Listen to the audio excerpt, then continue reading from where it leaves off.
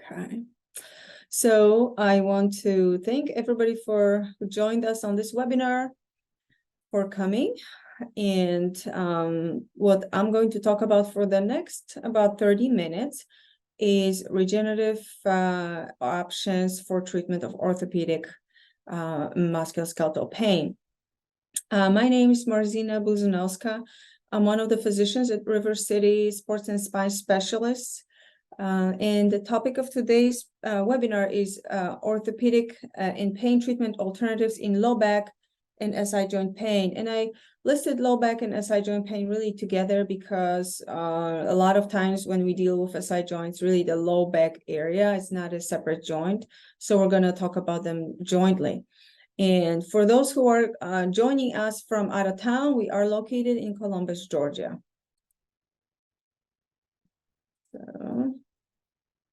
So this is Dr. Dawson.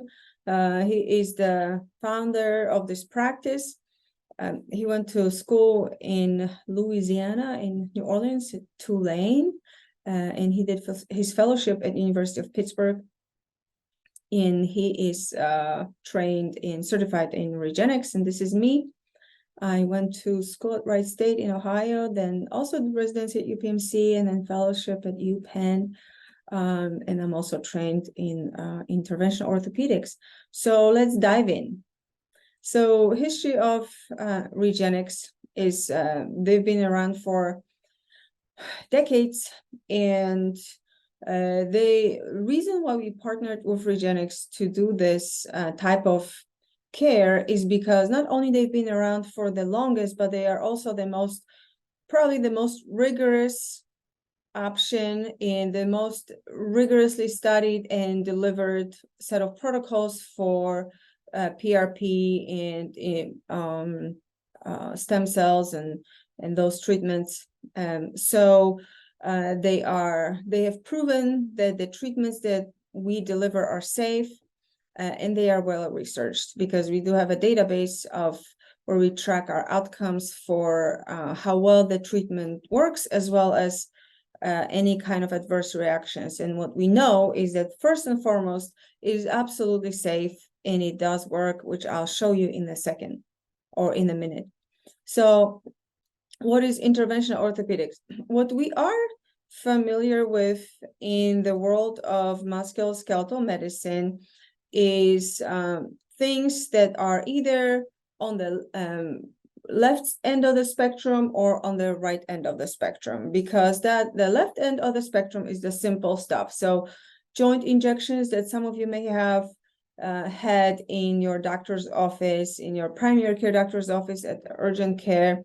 So those are steroid injections, bursa injections, things like that.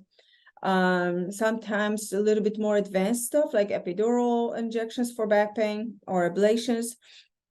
But this is really the bread and butter of interventional pain medicine. Outside of that, we almost immediately jump to very invasive options like surgery. But this is really what conventional medicine offers us right now. There hasn't, for the longest time, there really hasn't been that much in between. So people who don't get better with the very simple stuff are faced with either kind of being where they are, not getting better, or considering very invasive procedures or surgeries that don't always work. Interventional orthopedics is a growing field. As of right now, there's only 1% of US physicians who are truly trained in how to do this. But this is where we, in very, very meticulous and particular and accurate way, target the area of the body that is the source of the dysfunction, injury, or pain, and treat it in ways that address the underlying issue without just kind of band-aiding the problem or removing or fixing things with invasive surgeries. And the beautiful thing about this is that we really can target almost any part of the body in the musculoskeletal system. So the reason why we're here today is to talk about that middle section, talk about those alternatives to musculoskeletal pain care, and to see if you may be a candidate, although that really would require an individual evaluation in the office, and let you know if you're interested how to find us. So once again, what we are all used to in orthopedic care is in outside of surgery, in terms of the non-invasive options, are things like bracing, manipulation, physical therapy, massage, acupuncture, or medications or injections.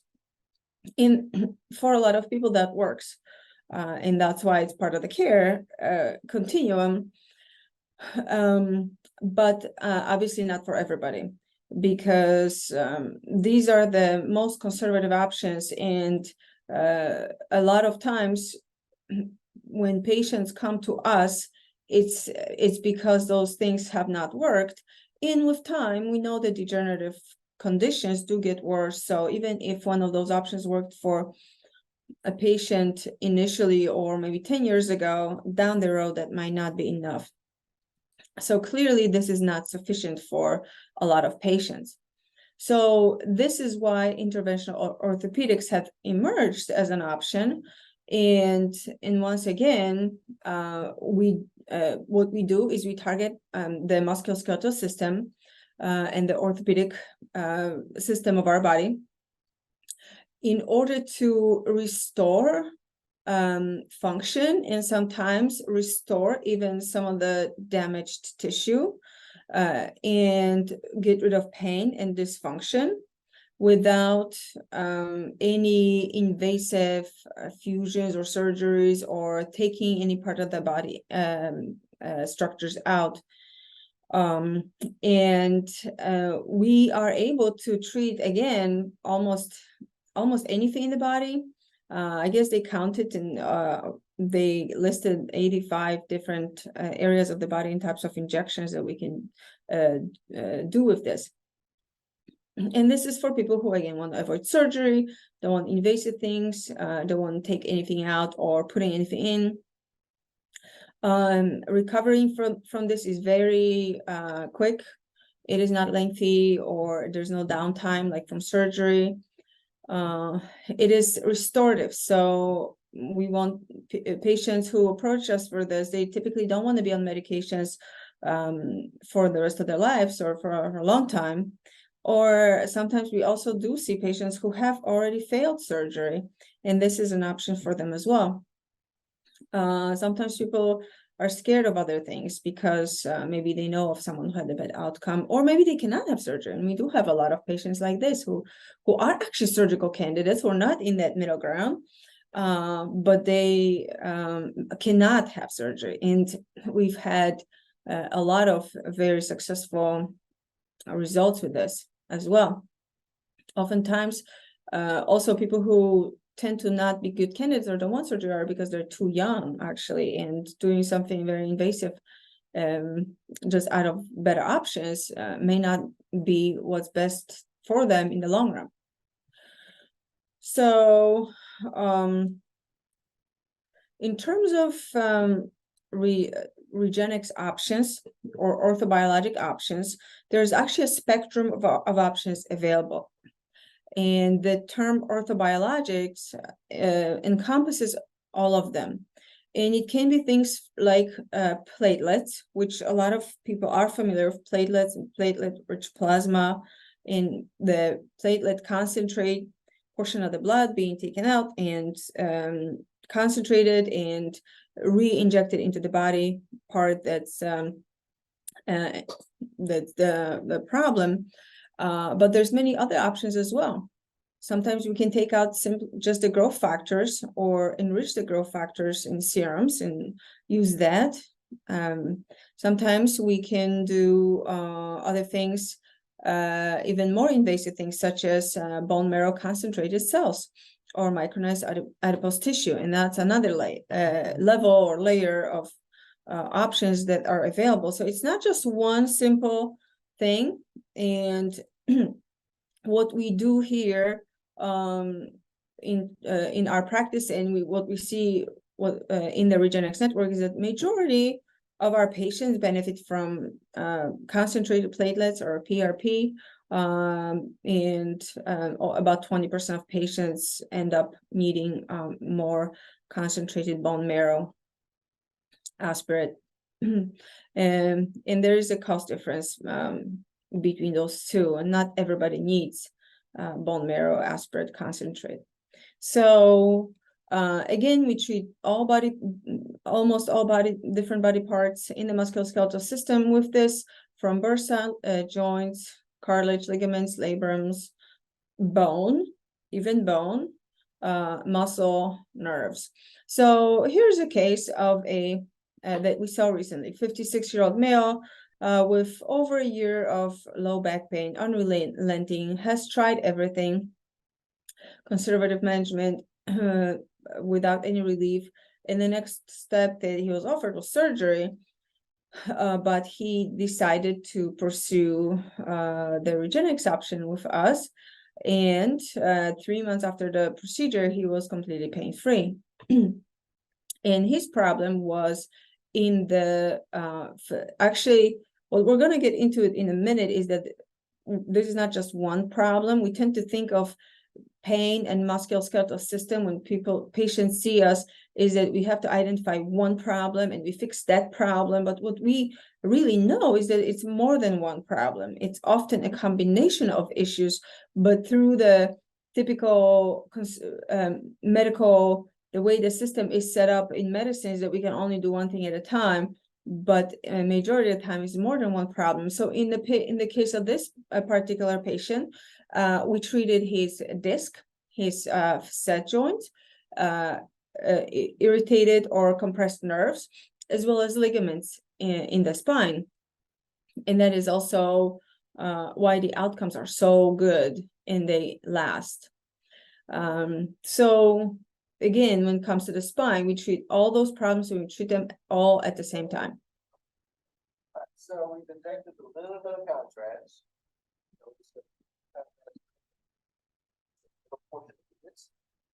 The upward is, and right there, and the up is. So now we're going to go ahead and inject our injectate, and we'll be done. So here's Dr. Dawson. I hope you were able to hear some of this video, but he was talking about kind of what he did for this patient, and he injected the disc, and very comfortable procedure. It is a lot of different areas that we inject, but it's pretty straightforward. It's in and out, and not a significant downtime. I'm going to also show you this case, the second case of a younger person, 36-year-old male with degenerative disc disease due to disc protrusion. And he was in severe pain on a daily basis. And he also exhausted all the conservative measures. And the next step for him was also either surgery or kind of see what else we can, what's available through Regenexx. So what we did for this patient, because obviously he chose to do this, was an intradiscal injection, as well as epidural, as well as facets, as well as ligaments and muscles. So the entire complex related to the painful area and degenerative area. 3 months later, he was pain-free, and 6 months later, you will see on the MRI images here on the screen is that the size of his disc herniation has significantly shrunk, which again, the structural part of it improved also. So pain got better sooner, and then when we MRI'd him again, he was doing so much better. So what is different about Regenexx, and how do we get those good results? And the reason for that is back to what I mentioned at the very beginning of this webinar, why we work with Regenexx on this is because what they have committed to is a very rigorous research that they are continuously conducting on the efficacy of these treatments to tweak our protocols in a more and more refined way, so that we target in a very precise and accurate way the actual underlying problem.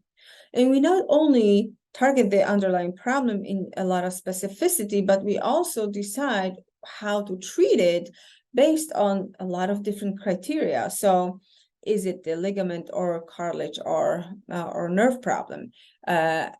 What's the age of the person? What are the medical comorbidities? What dosing should we use for different problems? Which one of the orthobiologic options would be most appropriate and beneficial for a particular problem? So most of the time when people have encountered PRP or orthobiologics in the community, all that's out there is just kind of one size fits all approach, and usually with very little actual guidance and imaging guidance to make sure that we actually really truly injected the material in the area of the source of the problem. And so outcomes are also, here and there, but again, what's different about us in the way we do this is that we target the source of the problem with a lot of accuracy and specificity. We don't treat one problem, we treat the entire complex altogether. And we, in a very rigorous way, follow protocols that are a result of years of research about what concentration, what volume, what type of orthobiologic works best for a specific problem. So that is one important reason why our results are so much better. When you come for your initial visit, it is a long exam. It is a 1 hour, sometimes a 1 hour visit. If patients who decide to go through with this, then they have another visit for blood draw, and then another for the procedure, and then afterwards there might be follow-up visits and also rehabilitation to strengthen the problems and to the muscles and the entire system, and to maintain the results for as long as possible. So for specifically for the bone marrow aspirate concentration route, that's a little bit more involved because there's multiple layers to this. We don't simply just inject the bone marrow aspirate cells, typically the way it's done elsewhere, but our protocols have found that this actually works best when it's a sequence of procedures and injections, where first we inject materials that act like sort of like a source of nutrients. It kind of prepares the ground for the cells so that they can nourish and be nourished and grow the way we want them to really heal the problem before we put the bone marrow aspirate in. And that's the day 2. That's the planting the seed.